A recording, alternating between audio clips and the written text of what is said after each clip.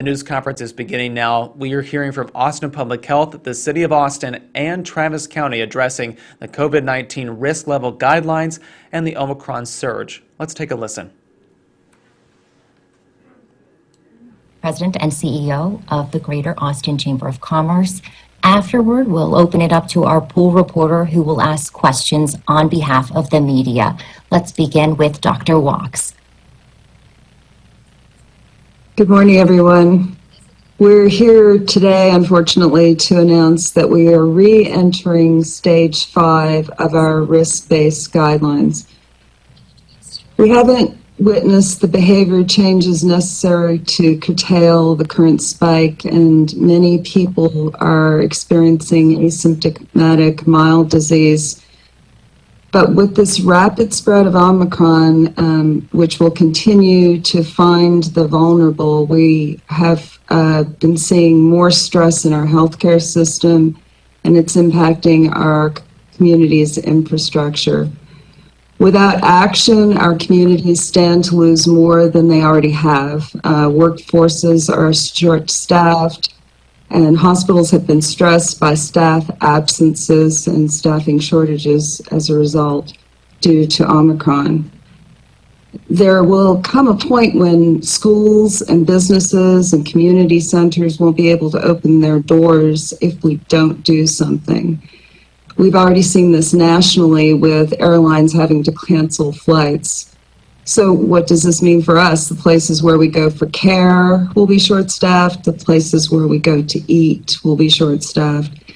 And the places where we go to buy goods and services will be short-staffed if we don't do something. Our way of life is in danger. We know Omicron is far more transmissible than the variants that have come before it, so we must act accordingly.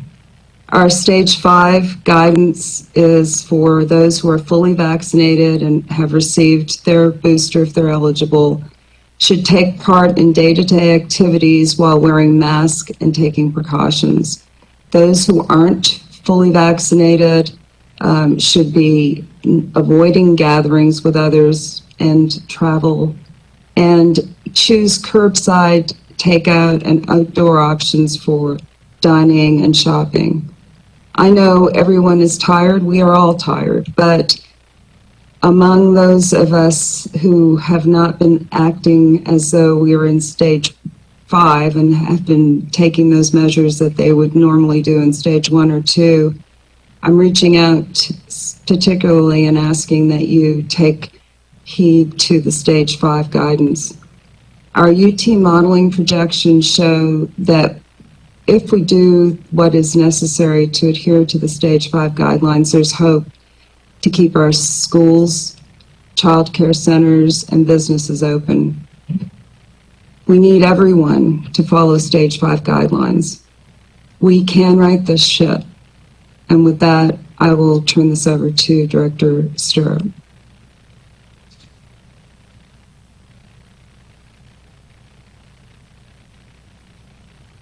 Good morning. Thank you, Dr. Wachs. At Austin Public Health, our mission can be boiled down into 3 P's: protect, promote, prevent. And right now, our primary mission is to prevent the spread of COVID-19. Every day, our staff is working in partnership with community to make sure that you have the information and resources needed to make good decisions for yourself. Right now, our community transmission rate is higher than we ever imagined it would be, 1,067. I think back to a quieter time when those numbers were in the 50 range.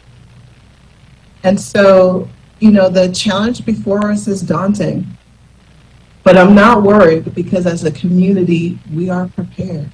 We know what to do. We've been here before. So right now, we need everyone to redouble their commitment to wearing masks, even if you've been vaccinated, even if you've been boosted. And if you haven't had the opportunity to do either yet, it's more important for you to mask as well. We need your help to continue to stop the spread. Masking up helps our doctors, our nurses, and all the medical personnel working tirelessly in our hospital system. They need your help. Do it for yourself. Do it for others. We keep our homes healthy and our businesses open when we follow good practices. As a business, if you need information, guidance, or resources to keep your workplace healthy, please check out atxrecovers.com. We want to keep our businesses open and our economy moving. We have all of the tools available for this fight. APH continues to operate testing and vaccine clinics, and we allow walk-ups. There's no cost, there's no registration required. Several of our locations offer all 3 vaccines and boosters, as well as the pediatric vaccine. And in addition to those static locations, we will continue to have pop-up clinics in those zip codes that have yet to reach that crucial 70% target that we set long ago. Let's take advantage of the tools, resources, and knowledge available to us to protect our community. And with that, I pass it on to Mayor Adler.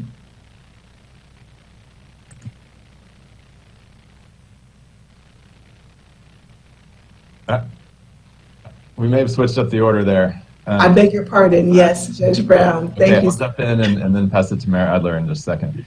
But thanks, Director Stirrup and Dr. Walks, for all of your hard work. Thanks for everything that you've done to help keep our community safe up till now. I'm going to ask you, our community, to help keep schools open, help keep businesses open, and help keep our workers safe.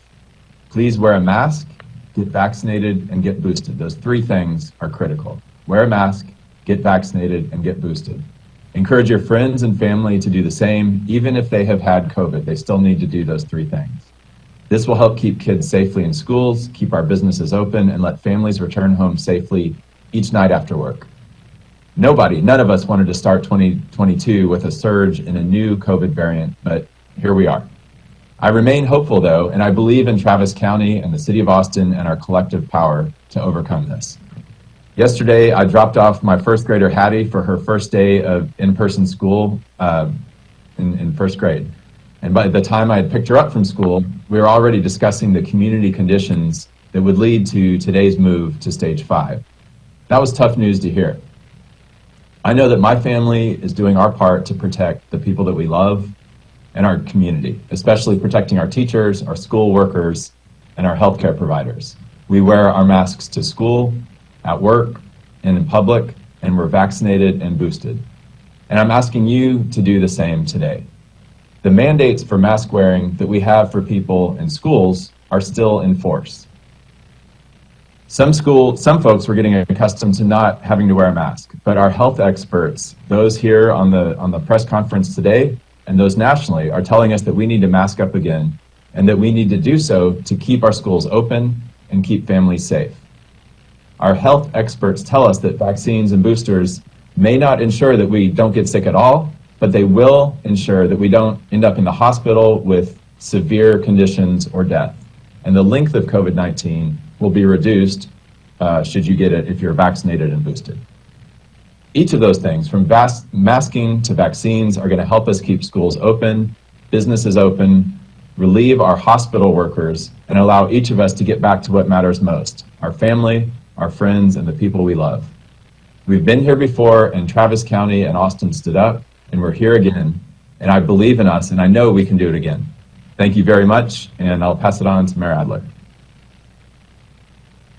Judge Brown, thank you. We are truly fortunate in our region to have such a great partnership between the city and the county.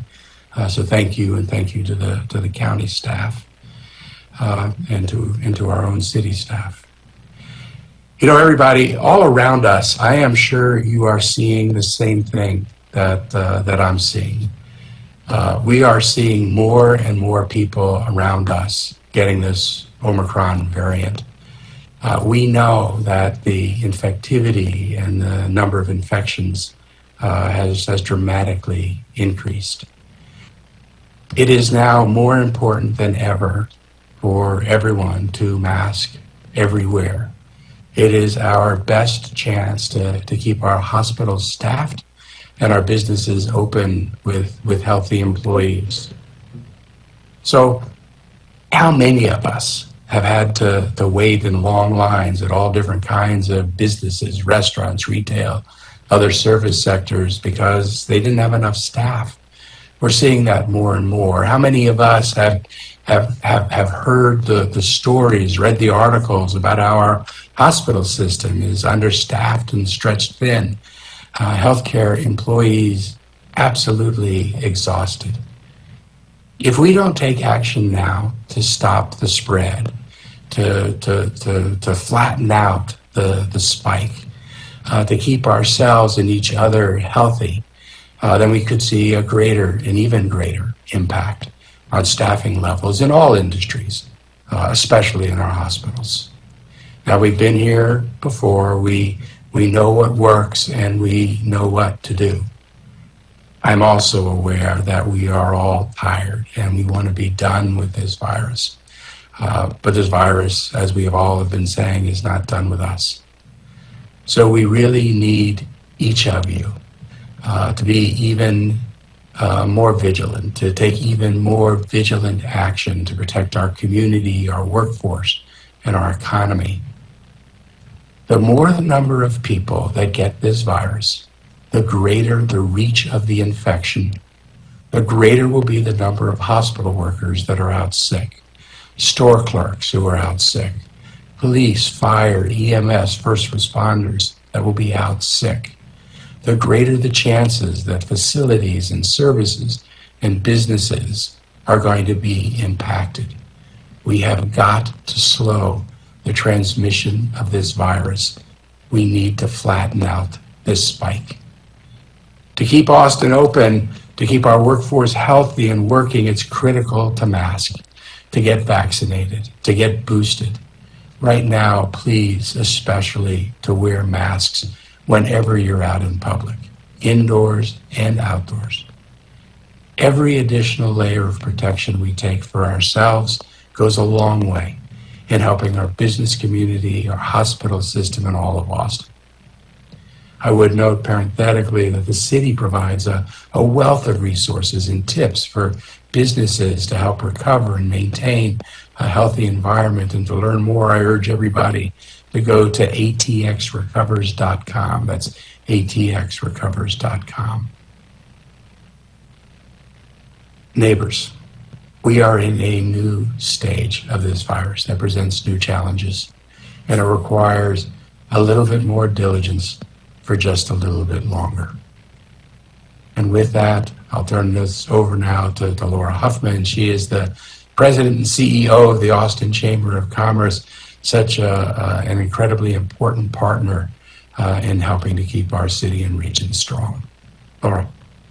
Thank you, Mayor, and thank you, Judge Brown. Also, just a moment of gratitude for you, Director Stirrup and Dr. Walks, and for all that you're doing for our community. Look, we've all thought it. The last 2 years have been challenging. Most of us have said it. It's also been exhausting.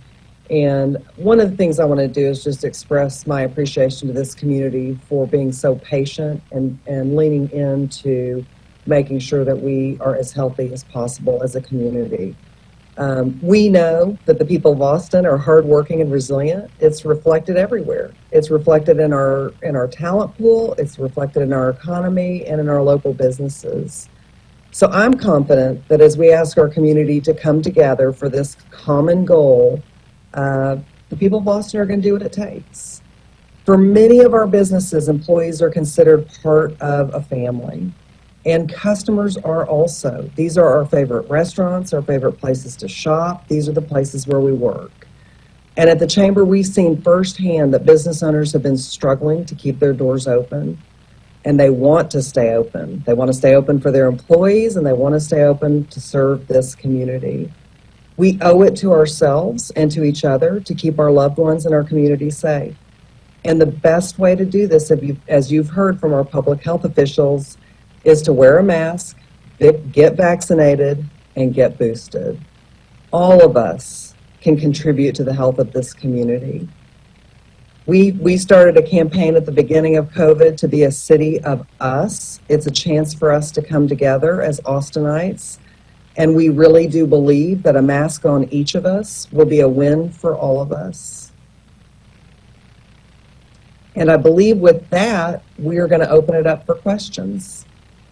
Correct. We're going to go to our pool reporter, Betty Cross from CBS Austin. He's going to ask questions on behalf of news outlets. We are going to try to get to as many questions as possible before 11:30. If your questions are not answered, you of course may send them to apHmedia@austintexas.gov.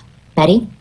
Good morning, everyone. I'll get right to it. The first question is from me, and it's Travis County's positivity rate now stands at 29.3%. Do you think that number accurately reflects the percentage of people testing positive since at-home test results are not included?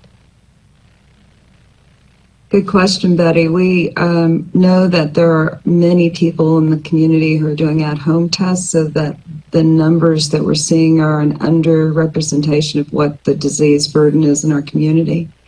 We estimate that there may be 3 to 4% of those in our community who are sick at this point. So to break that down for practical purposes, if you're in a group of 25 people, say, you could safely assume that there's at least one person in that group who's been affected by Omicron and is sick. And so we know that there's a lot of virus in our community and it's spreading fast.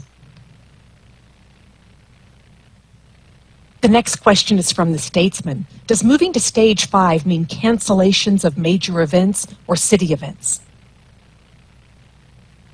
We are not planning to cancel anything at this point. We are going to be looking at the things that are going on in our community and helping to make sure that those events are being conducted in the safest and the ways that we know are going to protect our community from further spread of the disease. Can I follow up on that? Just in the sense of Omicron is so different than Delta, and I know that like during ACL and some of the other events, it didn't spread and we didn't see really almost any impact because it really wasn't airborne. Do you feel like there's a difference now with the Omicron variant and how it should be handled? Actually, the virus itself is spread by aerosolized particles, and this one is showing to be spread a lot more because there's more virus that's in the airway that's produced. So we were able to mitigate or stop the spread and stop the number of cases from being high by doing what we're talking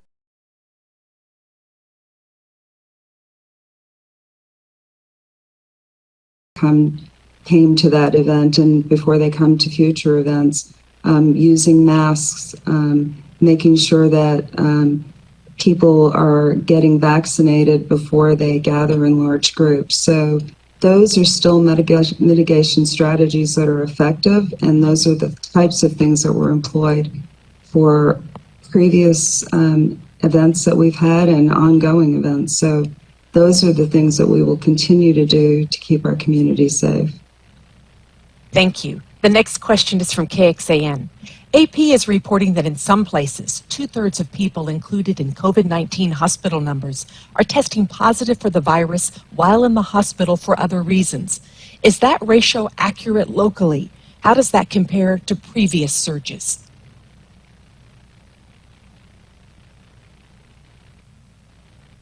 Locally, we're seeing about 30 to 40% of those who are in hospital for other things are testing positive for COVID.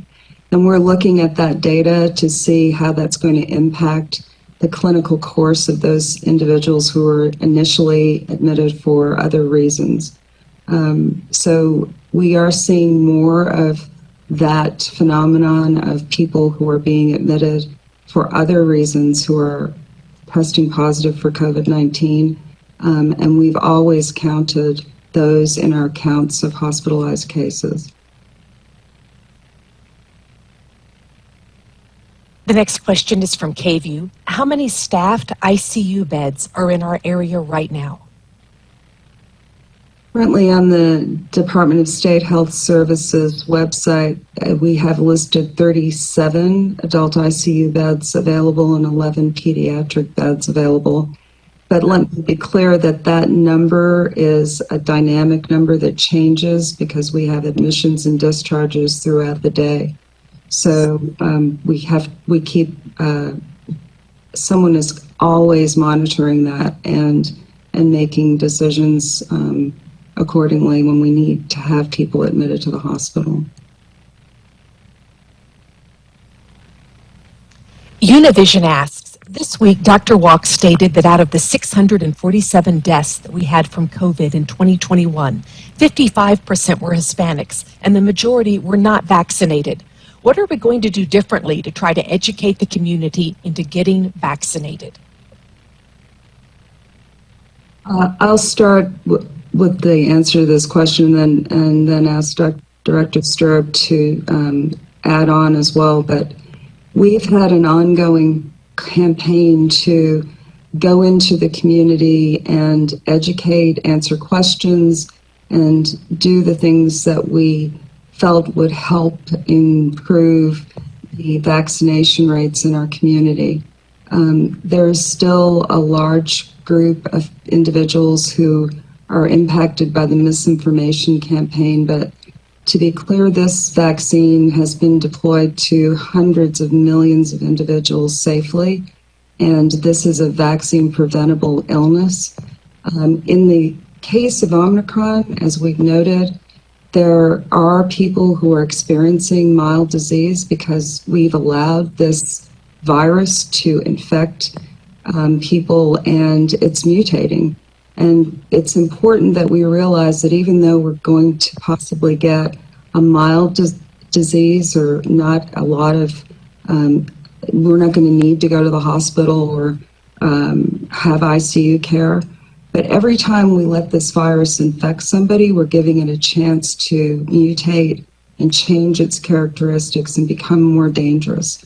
So it's important that we protect ourselves. It's important that we get vaccinated, and it's important that we mask so that we can stop the spread of this virus in our community.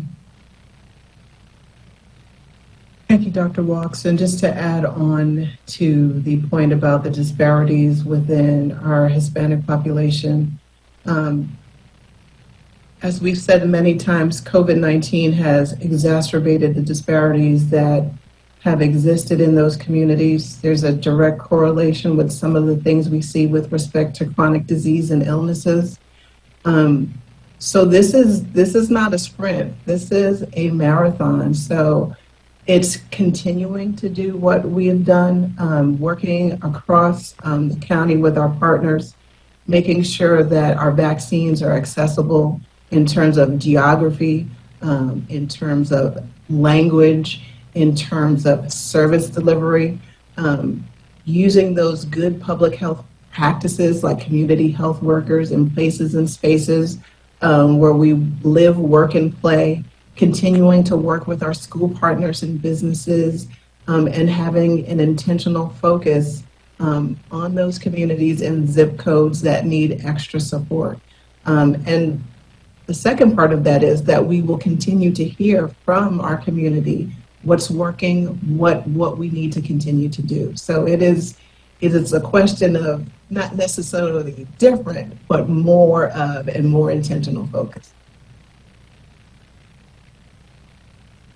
The next question is from KUT. Dr. Walk said this week that hospitals are seeing more people who've been admitted for a reason other than COVID who later test positive. Does this mean that fewer patients hospitalized with COVID are requiring oxygen and intensive care? At this point, we are still looking at the data to determine whether we are seeing that to be true. We've had such a rapid rise in cases that it's too early to definitively say that that will be the case.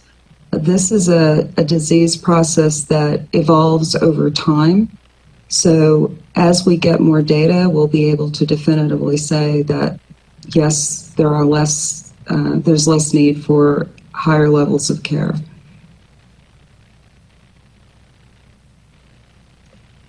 AOOP asks, after reviewing AISD guidelines for the return to the classrooms, it appears that they are depending on individual diligence and honesty.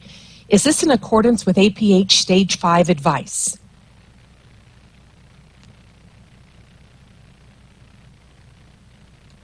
Could you repeat that question for me, Betty? Sure. After reviewing AISD guidelines for the return to the classroom, it appears that they're depending on individual diligence and honesty. Do you think that's in accordance with moving to your Stage 5 recommendations? Our Stage 5 recommendations are just that, and we are relying on our community to come out and be in public wearing masks in all situations. And so that is the call to action here. We're asking our community to mask in all public situations, indoors, outdoors, travel, shopping, dining. And we're asking those who are at high risk, those who are unvaccinated, partially vaccinated, or need boosters, or those who are medically at risk, to take those precautions of avoiding crowds, avoiding unessential travel, avoiding going into indoor dining areas, so that they can protect themselves from getting this disease. Betty, I'd like to jump in on that a little bit in relation to AISD. I just want to say that they've been a real leader throughout this whole effort in making sure that masks are enforced and actually worn in the public schools that they run here in Austin, as has Del Valle ISD and many others. And I've seen just today that my own experience with my daughter, who's in an AISD school, as well as Dr. Elizalde's messaging to the community, that they continue to follow APH guidelines and sometimes even do more than that. And they've been really great on requiring masking and other things. Thank you. Community Impact now asks, as hospitalizations rise, ventilator use seems to be increasing slower than past surges. Is that a lag or an indication that the Omicron variant might cause less severe illness? The data that's coming in from other areas is showing that those who are impacted to the point that they have severe enough disease to require hospitalization for a COVID-related illness are having as severe a disease course or clinical course as we've seen with other variants such as Delta. But again, it's very early in our surge, and we are still collecting that data to see if indeed we will have less need for those higher level care resources. The next question is from Fox 7. Are there recommendations for private businesses now that we've moved to Stage 5? Should they scale back on capacity or make other changes that might facilitate the process?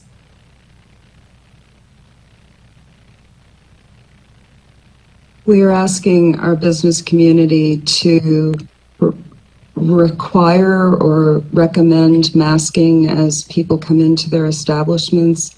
We're asking them to have their staff mask. We're asking that when people go to the businesses that they are choosing curbside and takeout options when they can, so that we can decrease the amount of interaction in indoor spaces. And we are also asking for social distancing, so that may require some changes in capacity in our business places and spaces.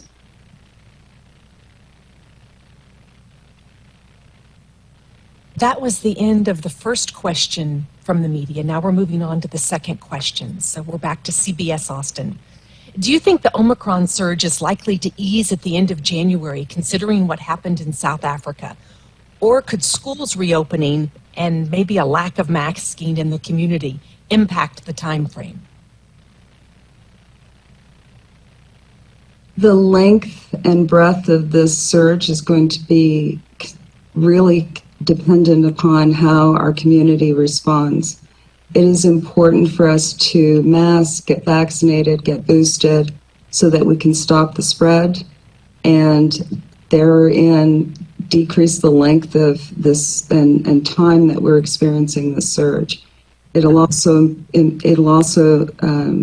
do what we need it to do, which is decrease the number of cases and the impact on our hospital systems, businesses, and schools. So yes, the schools reopening will have an impact, and it's important that we take those precautions that we know will work to decrease our case numbers. The Statesman asks, how long do you expect Austin and Travis County to remain in stage 5?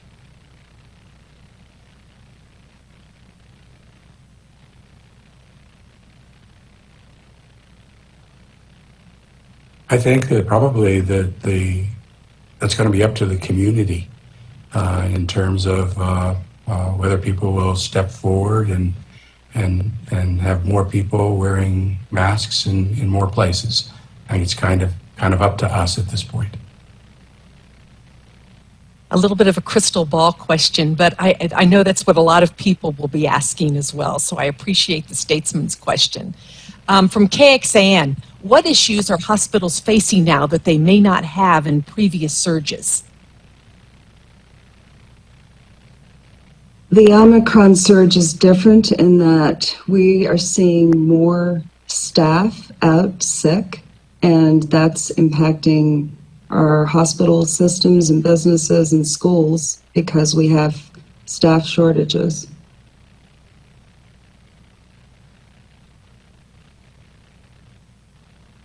KView is asking, what do efforts look like in recruiting more staff? I think they must be talking about hospital staff. They don't say that there, but that's the only thing I can think that they're asking. We have requested and received contract staff from the state, for which we're extremely grateful, and that's going to help to some extent, but we are having large numbers of staff who are out sick, and so that continued spread of Omicron is continuing to impact us and will continue to do so until we as a community start to increase our efforts to mask and vaccinate and get boosted. And Univision wants to know, how much of an outbreak in schools will it take to get a recommendation from health officials to go back to virtual classes?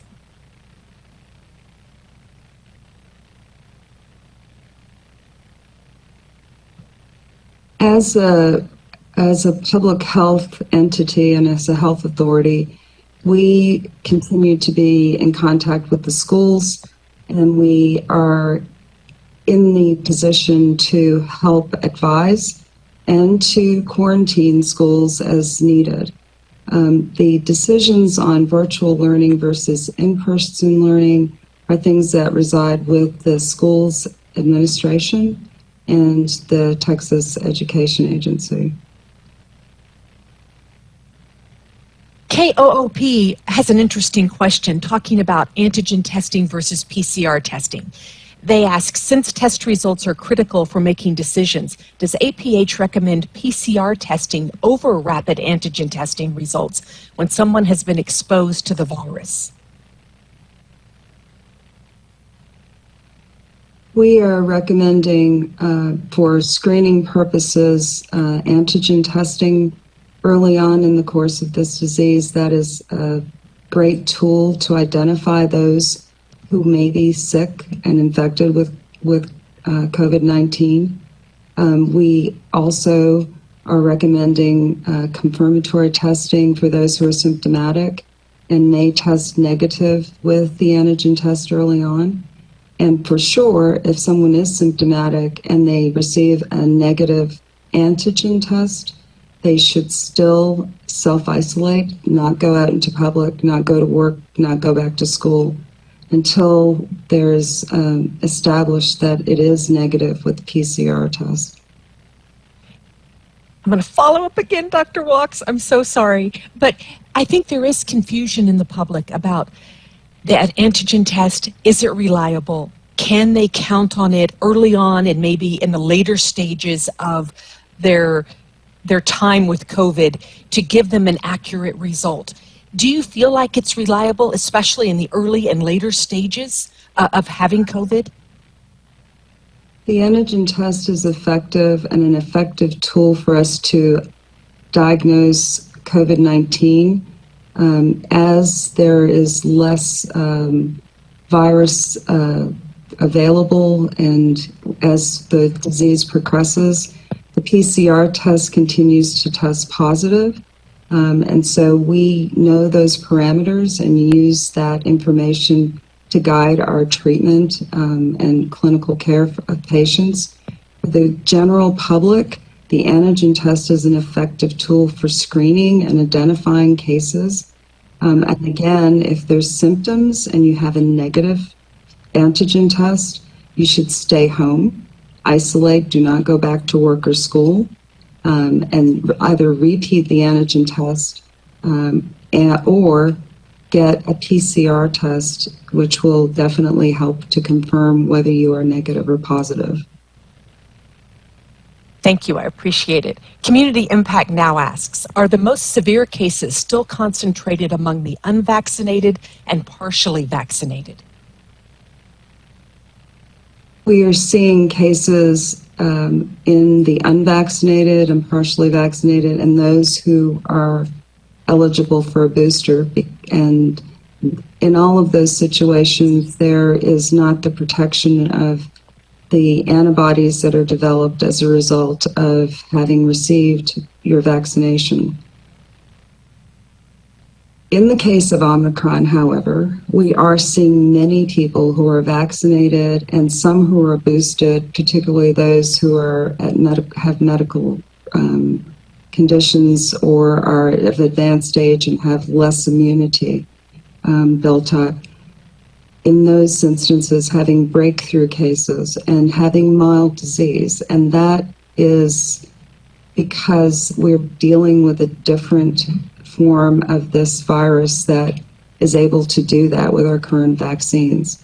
Having said that, it is important that we continue to get vaccinated to protect ourselves from getting severe disease, to protect us from having to go back into the hospital, and to protect those of us who are vulnerable to severe disease and death. So it is still important to get vaccinated, and it is still important to protect ourselves from becoming infected, because we do not want this virus to mutate and cause even more serious variants. Fox 7 has our last question this morning. How severe is Omicron for children? What are the pediatric hospital admissions looking like? We're seeing increases in the number of cases in our pediatric population, and it's anticipated that those numbers will continue to increase as school reopens, particularly in those who are unable to be vaccinated or have not gone to be vaccinated yet. In our hospital systems, we're seeing children admitted, and for the most part, those are children that are unvaccinated that are requiring hospital care.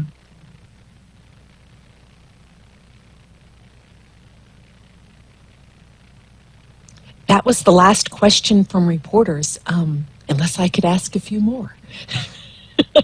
I'm just kidding. Thank you all so much. We appreciate your time, Betty, and we do thank Dr. Walks, APH Interim Director Adrian Stirrup, Judge Andy Brown, Mayor Steve Adler, Laura Huffman, President and CEO of the Greater Austin Chamber, and our poll reporter, Betty Cross from CBS Austin. We appreciate everyone joining us today. Have a good one.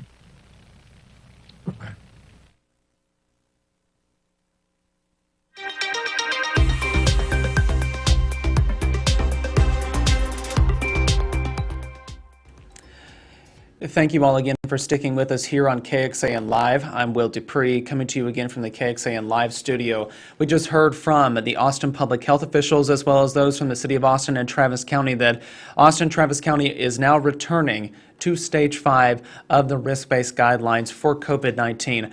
What does that mean for you? They explained it in full detail, but I just want to repeat what they said. According to these local leaders and health experts, we all should wear a mask in every public space, whether it's indoors or outdoors.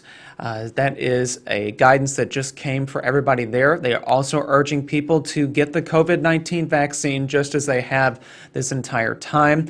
And for those of you who have gotten a shot or your 2 shots, you need to get the booster next too, according to these experts. That way that if you do get a COVID-19 breakthrough infection, the severity of that infection will be less severe because of that level of protection from the vaccines and the booster shot. Yesterday, before any of this was announced that we were moving to stage 5 again, I did ask a local doctor who's a family physician here in the Austin area, Dr. Erica Swegler, about what types of masks we should wear given that Omicron is so easily spread. And I want to play a part of that conversation. She really explains which are the most recommended types of masks to put on today, and I thought it'd be worth sharing with all of you now. So let's take a listen. Again, this is from Dr. Erica Swegler, a family physician at Village Medical here in Austin.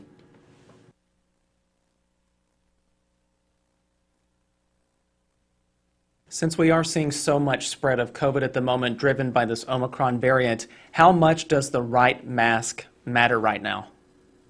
The right mask, actually, ever since the emergence of Delta, has been extremely important.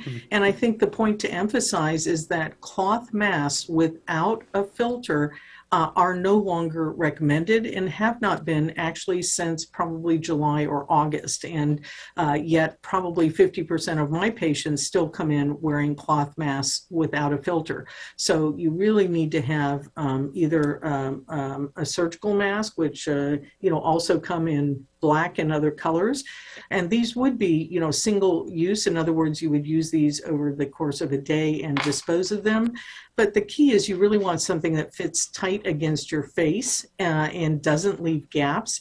And if you were on an airplane, perhaps I would absolutely recommend a KN95, which again, has a nose piece that can really come down over the nose and fits very well. It loops over the ears. And then the difference being the absolute best mask is an N95, and the difference being this really hugs the face because the 2 straps go around your head, and so it's a very tight fit. So I think it is absolutely critical that people have one of these 3 masks and only these 3 masks when they're out in public, unless they can put a filter, which would be a HEPA filter, or even by default a coffee filter into a cloth mask, despite the fact that it might have 3 layers. It's really, again, going back to what we call the Swiss cheese model. We need multiple barriers in place, which includes not only the vaccine first and foremost, but the appropriate mask and wearing it consistently over your nose, your mouth, not as a chin strap or anything like that, plus doing proper distancing and really limiting indoor exposure at this point to small groups, especially if you are unclear of everyone's vaccination status.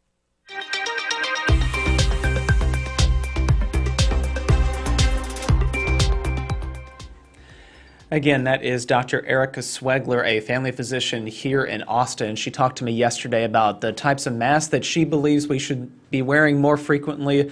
I know that I have one of these disposable masks that has the wire at the top that you see here that I can kind of form to my face, make it a little more tight-fitting so that my droplets do not spread out and others do not come in. That's the way that this virus spreads, as the health experts said a few moments ago. So just wanted to share that bit of information and that recommendation from a local doctor who is seeing a lot of COVID patients right now. She told me yesterday that about half her patients scheduled out during the day are those who are experiencing COVID symptoms or are coming in to rule out the possibility of being COVID positive. So again, we just want to put that out there. More information about what stage 5 means is available right now over on our homepage at kxan.com. You can also find that information on the KXAN News app on your smartphone. So please download that if you haven't done so already. We'll also have a lot more information coming up in about 45 minutes on KXAN News at noon. So we'll see you then. Thanks again for watching, everybody. I'm Will Dupree, and the KXAN live studio. We'll see you back here at another time. Hope you all stay safe and healthy out there. Take care.